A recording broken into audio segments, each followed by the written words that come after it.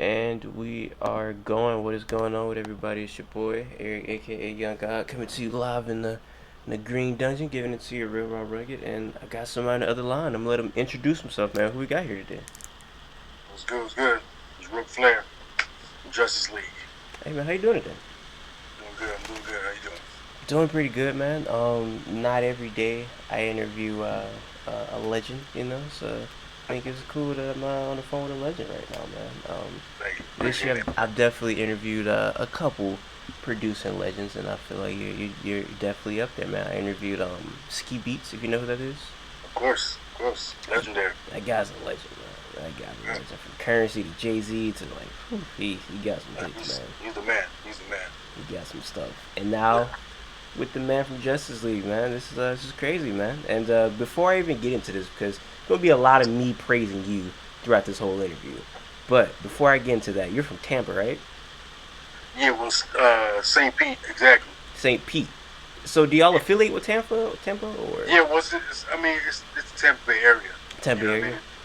So St. Pete is like just across the bridge.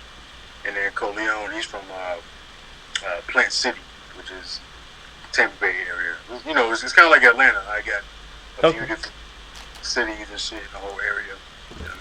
Well, I'm a Jacksonville boy, born and raised. I'm from Jacksonville. Got literally was eating some a public sub right here. You know what I'm saying? So No doubt. real Florida. And before we get into this, like I said, I got a bone to pick with the Tampa niggas, man. And I feel like every Florida nigga outside of Tampa feel the same way. Why do Tampa niggas spell jit with a G? That's the question that I need an answer to, man. Why do y'all I do mean, that? it is. I mean, shit. It is what it is. It's kind of like GIF and GIF. You know what I'm saying? Like, That's a good which, point. what, how do you say it? How you pronounce it? You know what I'm saying? That is a good point. That is a good point. I remember. Either way, the sentiment gets across. You know what I mean? I remember I was arguing with some Tampa nigga like for the first time like a long time ago now. It was somewhere on the internet, and he said, "Shut up, jit," with a G, and I had to Google what that. I was like, "What is a G-I-T?" I thought nigga called me. I was like, "Nigga, did you misspell bitch, nigga?" I'm like, "What's going on?" And then I learned. Spell grits. Yeah, I was eating cheese grits right now. I didn't know what was going on, but I found out that's how y'all get down. But Yeah. with that being said, I mean, I never seen it spelled any other way. Honestly. with a J. Yeah. I mean, that makes sense too. Yeah, that's how everybody else spell it, and that's why like everybody that's not from Tampa, they be like, man, Tampa niggas spell legit with a G. That's like the thing that I always hear get brought up. But with that said, Tampa has been doing a lot of things that I can't slander though. So I Yeah. mean, you guys, I'm a big football fan, big Patriots fan. You guys got Tom Okay. Brady. Yeah. Almost cried when I seen that. That We got was wild. TB12. Yeah. Are you a football guy though? I am. I am. He's the greatest. So how did you feel about that when you seen that? Yo, but it was like I was following all the rumors and shit, and I was like, yo, this is gonna be crazy. 'Cause I got a group chat with all my boys and shit. Like, yo, this motherfucker's about to go to Tampa. You know, this is he about to make history. Super Bowl in Tampa. You know what I'm saying? It's crazy. Super Bowl is in Tampa this year, isn't it? Oh, Sheesh, man. if That's we make it out this fucking Corona shit, Oh, the NBA going through, the NFL definitely going through this season. It ain't no way the NFL not going through. we might see some riots if the football go down. Boy, I'm telling you, boy, you think them Black Lives Matter, right? Boy, them white people gonna be so mad, boy. Them white people gonna be in the street with it, boy. They want their football, but yeah, I can't be mad at that. Love Tom Yeah. Brady, but the thing that really got me into Tampa were like Tampa might have some talented individuals because for the longest I never knew y'all was from the Tampa Bay area until I'm studying for Yeah. this interview, and I'm like, oh y'all from that's cool. But Yep. from what I literally just seen from like 2 years ago, who I'm a huge fan of, not sure if you up on this dude yet, but Rod Wave Right from away. St. Yeah. Boy, I interviewed him and like Yeah, we from the same hood. The same really, beat. Yeah. really, he's so good, man. I was curious if you knew anything of like if you was up on him or not, but you seem to be Of familiar with course, him. of course, yeah. Y'all tapped in yet at all or? Yeah, we talked a few times, and my man Esto, he talks to his pops and shit all the time. You know what I mean? Mm. So we talked. And, you know, when the time is right, we're gonna get it in. It's interesting because I kind of want to talk about this a little bit later, but I can kind of bring this in now. One of my favorite things about Justice League, which y'all do, is just y'all sound is very versatile. Y'all can go from the grandiose type of thing to a very trap influence, whatever you want to do. But one of Yep. my favorite styles of Justice League, which I think y'all don't do enough, and I feel like it's underrated, is when y'all get in y'all R&B bag, man. When y'all got the Yeah. Mary J. Blige joint, you know what I'm saying? Yeah. What is it? What's that? Brand new, Yeah. fire. You got the Yeah. Lloyd joint, that's fire. Like y'all get in your R&B bag. Like niggas don't realize y'all fire. And the way that I Yo. look at Rod Wave, my fault. What you about to say? Nah, I think that's probably my favorite shit to do. Honestly, the R&B Really? shit. Yeah. And then when I Yeah. listen to Rod Wave, I feel like there's a lot of rappers who've been singing recently, but I think the difference about Rod Wave, he can actually sing. Like I hear like the pain and the talent in his voice, and I feel Yeah. like you two like are y'all hooking up in the booth, man. I feel like y'all can make some magic. Nah, absolutely. Yeah. Like I said, I think it's definitely gonna come. You know Hmm. what I mean? It's not. It's really about just the timing of it. You know what I mean? Because the whole COVID shit. I want to get in the studio with him and actually make something Yeah. incredible. You know what I mean? And I mean, it's sending beats out is cool. I don't mind doing that, but I think getting in the studio with him and catching a vibe would be more organic. You know what I mean? Nah, that'd be hard. I'm Yeah. definitely anticipating that.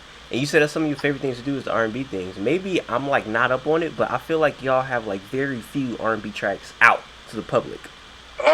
Well, with the Lloyd shit, Mm-hmm. that shit is. I don't know how many times platinum that shit It's is. crazy. Which Yeah. is dope. And we did some shit with K Michelle. We did some shit with Chris Brown. Did some shit with fucking yeah, K Michelle, Chris Brown. We did a couple with what you call it?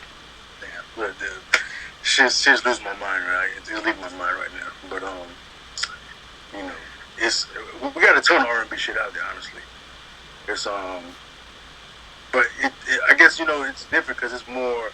I guess that crowd is more grown, so it's Yeah. not really like an internet hype kind of crowd. You know Okay. what I mean? Like we're more known for all the rap shit that we do. You know what I mean? So because that's more internet hypey, the rap stuff. You know, the R&B stuff is more. It's either older or just they don't really talk about it too much on the internet. Man, one thing that I wish I would have seen y'all on because the way the R&B style production was on his album, I feel like y'all could have just added just a little bit of flair to it. And it's one of my favorite albums of last year, actually. I don't know if you got a chance to listen to the Raphael Sadiq album, Jimmy Lee, last year. That's No, I one. haven't. I haven't. Man, I that haven't. album is crazy. That Yeah. it's basically an album about his brother who's a heroin addict who I think caught a HIV using like Okay. unclean needles, and it's just a very very good album. And the way that he's using instruments in the production, I could just see y'all No, fitting he's a in, like, beast. oh, He's he's a beast. crazy. He's Yeah. crazy. I could see y'all like working right into that lane. I don't know if y'all ever got to work with anybody in that like neo soul genre at all. Um, we worked with Jill Scott a couple Really? times. Yeah, and Erica Badu, she was on Yeah, she was Made on. That Music 3. Yeah. But we never got to work with her like on the album and stuff. But we worked with a few people that hasn't come out as far as like neo soul. Um, I think the Estelle stuff that we did was kind of neo soul. It's just more soul, I guess. But nah, we're down to do all that shit, because it's fun. It's fun to do. We did some shit with Elle Varner too. Forgot about that. Yeah. Is there That was, anybody that's non-rap that you really want to work with? I mean, non-rap. I mean, there's tons of people on the R&B side and pop side that I love to work with. I think it's just all about it's just not only the timing. It's really just about if the sound fits. Mm. You know what I mean? Because I like doing stuff that I would like to hear the most. You know what I mean? And I'm always trying to push for something different. Yeah. Like for the artist, like if they haven't done like more hip hop stuff, I'll try to push that. Or if they haven't done more trappy stuff, I push for that or whatever. You know what I'm saying? Like I want to do the opposite of what they do. And Just kind of bring them into our world. and I feel like that's like a perfect start from just like how I got to be familiar with you guys. When you guys, I feel like, brought a sound to Rick Ross that put him into Yep. a different stratosphere because I guess he was dwindling in that type of just like mafioso type of sound or whatever. But nobody was really giving him not even beats production because that's like a big. You sound like y'all in the goddamn ensemble orchestra. Y'all brought that nigga in the goddamn Beethoven's Fifth Symphony or something. Like it's really crazy the way it sounds and like the way from all the Maybach musics to 16 ain't enough to 10 like all of the like the way it sounds is crazy and I feel like when y'all push him into that sound he's in a different bag like he has a song it's not produced by y'all but it's in that bag it's perpetual I don't know, it's some watch I'm not a rich nigga The Oyster Perpetual joint. that shit is cool Yeah. you know who produced that Maybe Cardiac. I'm not sure. somebody whoever produced that like and that's in that type of vein of the beats y'all give him I feel like he really just comes out what do you think about that type of production brings whatever out of him because a lot of people favorite Rick Ross songs are songs produced by y'all I mean, I think it fits him because the tempo's right. He can if the music brings a certain emotion out of him, he's just gonna go ahead and write some crazy shit. And then once he writes some crazy shit, we go around it and just musically, just sculpt around him. Whether it's taking stuff out, putting stuff in. It's really just us wanting to make rap music sound prestigious. You know what I mean? Because I don't think rap music gets a lot of the prestige that it deserves. And that's where we come in. We're like, yo, our shit needs to sound prestigious, luxurious, expensive. You know what I mean? And it may not be expensive. It just has to sound like that. Yeah. You know what I mean? And we just, we come from an era where, the musicality is just like, A1. So, we just want guys to. Not only our peers to respect it, but we want the audience to be like, "Whoa, what the fuck is this? I've never heard this before. This is crazy," So. Well, you said two things about kind of prestige and the musicality behind stuff. I've had this theory. I would love to hear what you got to say about this about R&B music, on why I don't think R&B music is held to the same regard it was like in the '70s. And I believe that because two things. One, niggas just can't sing anymore. Like niggas don't even try to sing. Like they try to rely on like computers and stuff, which may make it easier, but it's not that natural voice that you're hearing. And two, there's no live instrumentation. So I feel like when you take actual good voice and live instrumentation, like there's no feeling inside of it. And I feel like all of our favorite '70s soul songs, they had that feeling of passion and instrumentation that evokes emotion. And I feel like that kind of just, brought down the musicality of things. No, I agree. I think what a lot of people don't know is that a lot of those singers back in the day, whether male or female, they were badasses. Like, they were actual musicians. Like, even if they didn't play an instrument in their band or on the record or whatever, they knew the music. They knew how to play, like, a piano or guitar or drums or something like that. And they knew how to direct the band and okay, now we're going to E minor, change here, boom, boom. Yeah. And so there was like some real badasses back then, like super badasses. You know what I mean? Like, you got, especially like people like Isaac Hayes, a shit ton of people, man, that are just super, like badasses, like just musical bad. Like you had to be a badass. It wasn't even about how you looked back then. It was just really, a badass. You know what I mean? It wasn't no auto-tune. There wasn't no, so they can get on stage and tell the band what to do. It's like Michael Jackson could do the same shit. You know what I mean? Like, because he was a badass. And it's crazy because you bring up auto-tune and like the nigga who like brought auto-tune into like the forefront, T-Pain, also a badass. You know what I'm saying? Like he's a badass too. You know what I'm saying? So it's crazy because now the people that you see, a lot of people you see use autotune, not too much badasses. But the dude who fathered that style, I mean, he can produce, he can sing without the autotune. He's crazy. He's amazing, bro. T-Pain, you gotta give him his flowers because he's amazing. He's super amazing. He's from Florida too. So. Yeah, shout out to Tallahassee. Shout out to Tallahassee, bro. And I mean, and then he's on the Damn, that shit slipped my mind right now. What's the classic y'all got with two pistols with two Tutus and T-Pain? She got it. She got it. Yeah, that's that heat right there. You know what I'm saying? The heat on that Damn, just sliding that's away. old right there. But I remember like, cause like I said, like I'm a Florida nigga, so like I know all of these Florida classics where you got with Plies, Rob Myself. You know what I'm saying? Like I grew up on all of that. Yeah. So like that's just a time in history. Ain't that a hell of a concept? I'm gonna rob myself. Bro, that nigga Plies, but I don't think people understand how like when Plies came out, Florida was like captivated, bro. Like everybody was like, this nigga might be one of the best to ever do it. Like the way he was coming up with concepts of Rob Myself, All Black, crazy, bro. Like yeah, he was dope, man. Like a lot of people didn't like him, but I don't know. I always fuck with Plies because he had some slick shit, like and it was different. You know what I mean? Man, they got one of the hardest bars of all time. He said, a big mouth ain't gonna get you shit but a big funeral. I was like, oh my gosh.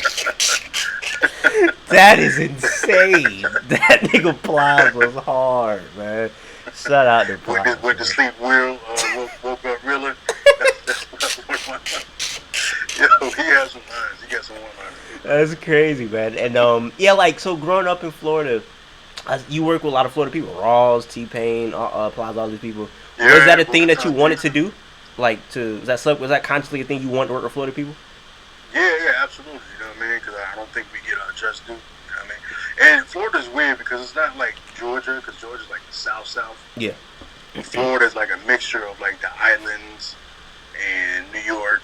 You know what I mean? You got a lot of transplants. Then you got like I said, you got Jamaican, and you got Haitian, Dominicans, Puerto Ricans. Yeah. You got all the islands in Florida. So it's kind of weird. So it's kind of weird. So it's like it's the South, but it's something weird, real different. You know what I mean? It's just a hodgepodge of some cool shit. You know what I mean? So I don't think we get our just due sometimes. Look, I wasn't even expecting to go too deep into Florida, but I mean, I gotta ask. This might be the first person I've ever asked this on the channel to. Over 200 interviews. I love to ask people this, like in real life, but never had anybody ask this in an interview. So this is a perfect question right here, man. Personally, your personal opinion on this: who is the best Florida rapper ever? I'm trying to do this without any bias. Mm-hmm. You know what I'm saying? Best Florida rapper, bar for bar.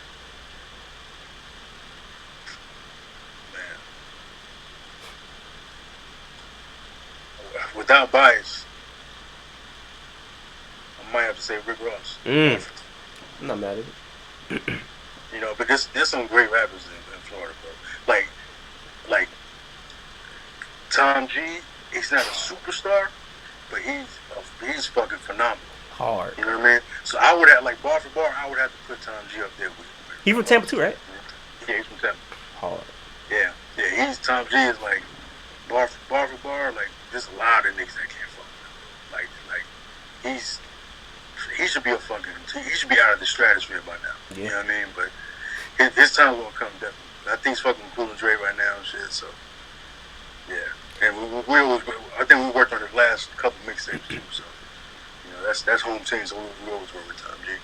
Nah, he's hard. I don't know if I can answer that question right now, but I can say because you got Trick Daddy. Yeah. He's fucking beast. And you got there's so many, bro. There's so many. I mean, that Plies run, I had to put Plies up there. Like Plies still putting out music, they didn't make him relevant, so I had to put Plies up there because he's. Plies can go up there. Yeah. I was gonna say 10 years from now, I can't answer the question who's the greatest right now, but overall, as just a rapper and the music that you put out, I don't know if it's because maybe it's more my generation, but I might 10 years from now I can see Kodak being the best rapper from Florida of all time. I don't know how you feel about that, but I could see that being if he could stay out of trouble, put out music, I could see him making it work. He gotta stay out of trouble. That's a big if with that nigga, but because if he does, he might fall into the category of like an Andre 3000, where it's like yo, cause Kodak got bars like a motherfucker, and people don't really listen to it, especially his older shit. Yeah, he got bars like a motherfucker, but he might fall into the category of Andre 3000 where you don't have enough content to like be talked about in the top 5, top 10, whatever. You know what I'm saying? Yeah. Like to me, Andre can go toe to toe with any fucking body. Yeah. Bar for bar, like there's not too many people fucking with him. But he just doesn't have enough content. You know what I mean? Maybe he feels like he doesn't need the content because he's so fucking incredible. You know what I mean? Like there's so many lines that I'm still dissecting in 16. I'm like, fuck it. And it's like, how many years later? 5, 6, I don't know how many fucking years, man. And I'm still dissecting certain lines. Like, damn, this is genius. You know what I mean? Man, he was rapping his Kodak, ass. yeah, I guess he Kodak though. He was rapping his ass off on 16, man. 16 is a crazy. I feel like that beat. That was him playing the saxophone, was it, or Who played the guitar at the end? he played guitar? He played the guitar at the end, and just the way that you guys laced him with that beat, I feel like when he heard that beat, like I wasn't there to see his reaction, but I just felt he was like, "Man, I'm finna go on this beat," and that's the. Yeah, I don't know. Maybe because he did the hook and everything. So Yeah. I mean, that's a blessing. So, I mean, I don't know how he felt, but I know he was very, because he's a producer. Mm-hmm. So, like, we were trying to show our ass on his part. Like, we were doing all type of strings and basses and doing all types of like filling his shit up. And maybe it was just too much. And then he kept on saying, no, take it out, take this out, take this out. And where it was just like the drums, maybe the keyboards, and maybe the bass. And it was like, and you can hear when it comes in, it's like super bare bones. It gets really calm. And but that was his doing it. I was like, it made sense. It works because he wanted people to hear exactly what he was doing. And I think we were just doing too much. I think we were just excited that we was working with Andre 3000 and we wanted to show off. You know what I'm saying? So his verse, was it the same beat that Ross was rapping over, or did y'all add more to Andre 3000 verse before he edited? Before he was like take some of that off, was it more to his part, or was that the same beat Ross was rapping over? It was the same. It was pretty much the same. The drums and everything, pretty much the same. We were just adding on top of what it was. So yeah. So we just took it out, made sure he loved it, because at the end of the day, we're producers, and producers' job is to make sure everybody's happy and the song is great. So we just made sure he was happy, we were happy, Ross was happy, everybody was happy, and so that shit. That's definitely one of my favorite songs that we ever did. That one. So personally, did you enjoy it when he edited it down, or do you still have like an affinity to the version that you? Nah, I like how it is now. You like how it is now? Yeah, it's perfect. That's hard. Perfect. I wouldn't change anything about it. It's perfect. Like I said, man, I feel like something about y'all beats bring the best out of people. And you bring out Maybach Music 3. And that song is phenomenal. Erykah Badu was in her bag. I'm like, Erykah Badu is probably one of my favorite artists of all time. So just to hear her on anything, she's crazy. Yeah. But I'm not even going to talk about that specific version of it. I don't know if you've ever heard Royce the 5'9". He like freestyled over that on a Slaughterhouse tape. So crazy. You know what? I know because we did it. We gave Fab the instrumental so he could do it on one of his soul tapes, I believe. Mm-hmm. And then I didn't hear the Royce version. Yeah, maybe I did. I just forgot. But Royce is a beast. That's my man too. That's my man. But we actually got a lot of unreleased records with Royce, which is dope. Really? But yeah, he's dope, man. Now I'm about to go back and listen to it. Bro, it's called "You're Talking," and that song he is rapping like, bro, I think he was rapping like his slave papers on the table or some shit. That nigga was rapping like incredibly crazy, and it was on the mixtape before the album, which I think y'all got a beat on the album if I'm not mistaken. They debut probably album. I don't remember. Probably. I think y'all do if I'm not mistaken. I could be wrong, but it's on that mixtape before that album. And yeah, man, he's a really good rapper, man, and I think that shows a lot. He's an amazing rapper, really good shit. He's top tier, Godpin. Like there's certain people that he's Godpin. He's up there. He's definitely up there. And I was gonna say, I feel like that shows a lot to you guys because you can rap with somebody who may not be God. I mean, y'all could produce a beat for somebody who may not be Godpin, but then turn around and produce a beat for somebody like a Royce or a Slaughterhouse in general, who all have elite pins and whatnot. Yeah, like I remember one time, a few times. I mean, we've done records with Gucci Mane and we've done records with Ghostface. Yeah. Same quarter. You know what I'm saying? Like it's not hard for us to do. You know what I mean? And but it's fun. It's fun challenging ourselves. But it's not rocket science. Honestly, it's not real to us anyway. It ain't. You know what I'm saying? But it's fun. It's just fun to do. Even when it sucks and you can't like come up with nothing. It's like, all right, let me hold on real quick, bro. My bad. You good? Actually, let me take this call real quick, bro. I My bet, bad. bet. You good? Took a little break real quick. We back. I'm not gonna lie. I forget what we was talking about. You remember what we was talking about? Oh shit. Let's keep it moving. Yes, I don't even. It don't even matter. But My fault. no, no, you good. You good. We can go because we can go back to Rick Ross for a second because I feel like I have to talk about this, man. On Teflon Don, I think it was, you had I'm Not a Star. And I was like, Yeah. yo, this beat is crazy. The song is crazy. Didn't think that song could get any crazier. And it's like John comes along, and that's like that kind of beat with steroids almost. Like that's Yeah. like I was looking at like I said, I'm a big sports fan. They had a 30 for 30 on the home run race between Mark McGwire and Sammy Sosa, and that was the era when everybody in baseball was on steroids. John is like when everybody was on steroids. Like that beat is like crazy. Like I was goddamn hit 80 home runs in a season with that beat right there. So I'm very curious on how I'm Not a Star and John like came about. Like those two songs like kind of meshing almost. Yeah. I mean, well, I'm not a star. We just did that originally for Ross. He did it. I believe Lil Wayne wanted either Lil Wayne got the same beat or he wanted to do something just like it and have a riff off of I'm Not a Star. You know what I mean? So with John, we they actually it was I think Polo Don, some other kid did the actual track, and then but they sampled us. Yeah. You know what I'm saying? So and then but we were involved in that shit and it was that shit came out hard. I was like, yo, that shit is dope as fuck. I like how they switched it up and shit. You know what I mean? It's crazy, and to see like all the producing credits on there, I'm like, this sounds like multiple people produced this. Like this sounds like a track where a lot of people came and put their hands into it. Yeah. And I was curious, do you ever see tracks where it's a lot of producers and it just sound like one nigga produced it? I don't. That throws me off all the time. So as a producer, when you see that, do you ever think like, how did 5 niggas produce this? It sounds like a thing of one nigga. I think what happens, and you're just talking about like regular trap shit or And whatever. not even regular, just a song in Just general. regular, just Yeah, regular, just a song in just a general. song. Yeah. I think sometimes what happens is that producer A links up with producer B, and then producer B links up with producer C, and then producer C links up with producer D, and then it ends up somebody touches it, and then maybe producer D is the one that actually makes the placement. Mm. So then he has to go back to C, D, A, and B and be like, yo, I placed this record. You know what I'm saying? And maybe just one guy did a hi-hat, one guy did this. Maybe one guy did nothing, and they just, teamed up to, you know what I mean, just to tackle the artist and shit. Because sometimes it'll be like, yo, just, because I know some kids come up to me and be like, yo, I mean, you just put your stamp on my shit and let's rock. I'm like, okay, I like to be more hands-on, but I mean, that's cool. I appreciate it. But Yeah. I like to be more hands-on. But I'm not knocking anybody else. Do what the fuck you want to do. Nah, I feel you. But that's pretty much what happens, though. Like, some people might not do shit, but they're just involved in some way, somehow.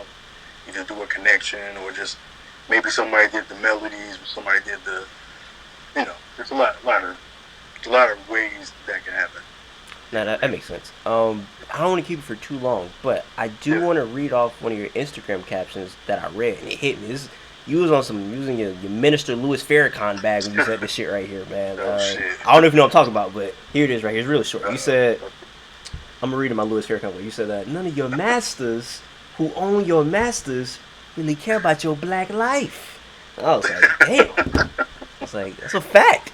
Because I think my thing was really just these fucking companies and shit, these corporations, all these nice gestures and all these, black this, black that, whatever. I'm like, all right, that's cool, but at the end of the day, these fucking record labels, they're fucking slaving us, bro. No matter how much money we make, we might make a shitload of money, but at the same time, it's like we're an outlier, bro. We're not like the norms.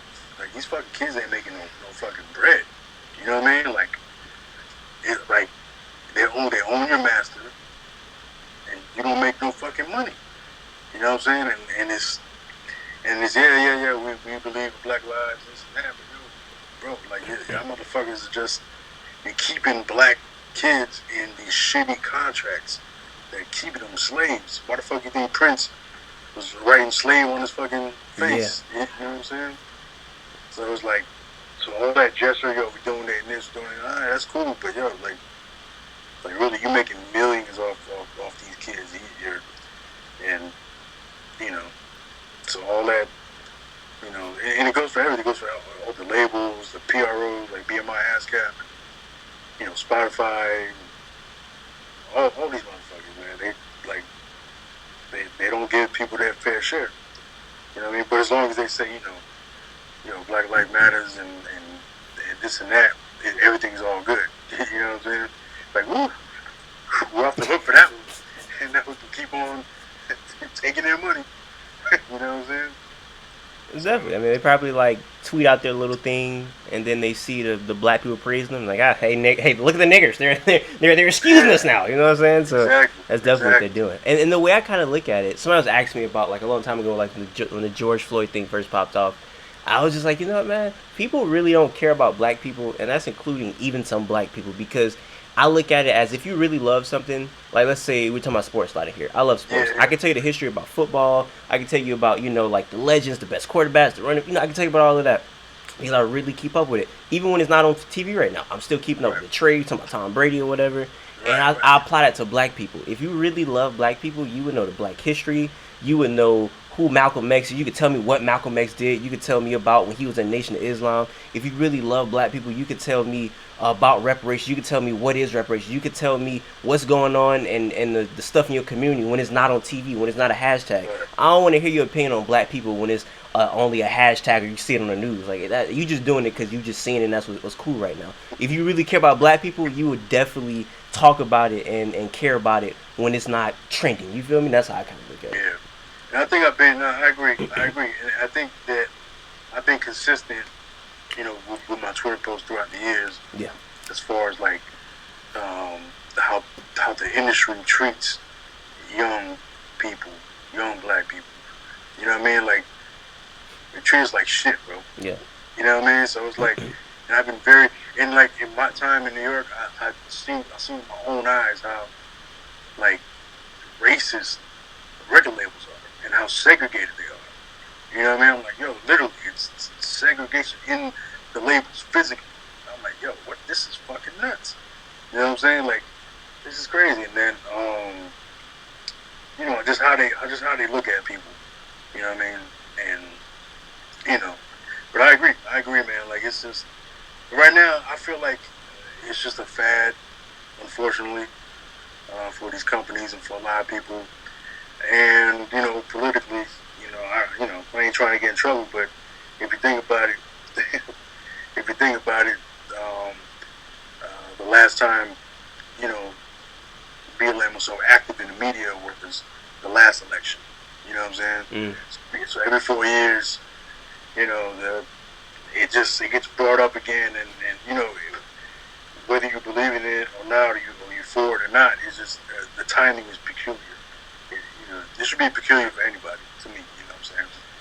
But you know, but we're all Americans, and I think, you know, if you believe in that, you should fucking go for it. You know what I'm saying? Like, just know exactly what you believe in, like you said. You know what I'm saying? Not just when it's convenient or when it's cool. If you're gonna learn something, learn it for real and apply that shit to your life forever, not just, you know, every 4 years or every time somebody gets shot by the police or whatever or something. You know what I mean? Like, just make sure, make it, you know, a part of your life. You know what I mean? That you're cognizant of every day. You know? Yeah, I didn't even think of that. The whole 4 years ago that was like last time BLM was popping. I mean, think about it. The last election, it was popping 4 years ago. You know what I'm saying? I didn't think about that. And then you didn't hear nothing the whole time. Homie was in the office. And now it's the election time, and you know. The timing is peculiar. The way I look at that, when I see black organizations getting like really big, I'm like, hold on, because history shows you, like, when Black Panthers start popping, they're like, well, let's calm these niggas down. We gotta get these niggas out of here. So it's like historically shown when niggas getting too powerful, they gonna shut your ass up. You feel me? So, hey, shout out to you. I didn't think about that. That was a good point right there. And I've been thinking about this a lot. So, hey, I appreciate it. I mean, I'm an old man, so, you know, and also I'm not that old, but, you know, old enough Yeah. But I'm trying to filter myself because I got a lot to say about it, but I'm not saying too much because I know people would fucking misconstrue shit and they be like, well, he said this. I'm like, nah, I said it, but that ain't, you know, you had a context with it. You know what I'm saying? Like, they try to cancel me and shit. I'm too old to be canceled, first of all. You know what I'm saying? Give a fuck about it. Is Too it old. I make too much goddamn money for you go motherfuckers that cancel me. is it weird that like I don't know because like something that you're black, you know what I'm saying? So you care about your black people. So when you're speaking about this stuff, is it weird that you kind of have to like watch what you say because it's something that you really want to, get out there. You know what I'm saying? Like something that shouldn't be problematic would be made problematic. Yeah, but I think the emotions are so high right now Yeah. that sometimes you just know when to speak and then you just watch and then later on be like, all right, here's what we gotta do. Good You point. know what I'm saying? So I'm old enough to know when to shut the fuck up. You know what I'm saying? Wait, man. Sometimes my mouth gets me in trouble sometimes. I definitely feel that. Hey, man, I appreciate you sitting down with me. If you got anything else you got to say before we get out of here, man, please let it be known. Nah, man. I think we touched on everything. It's a cool interview, man. I appreciate it. Hey, I appreciate you. And last thing I'm gonna say is, can't wait for the Rod Wave. That's what I'm waiting for, man. You know what I'm saying? I hear Rod Wave singing over goddamn Herbie Hancock type instrumental. I'm gonna shed some real that's nigga dope. tears. I'm actually I'm working some shit like that today. Fuck it. Hey, man, and we gonna leave it off like that, man. For everybody watching right now, I appreciate you guys. Until next time, I say what I mean what I say. Haters gonna hate, players gonna play. Y'all holla at your boy.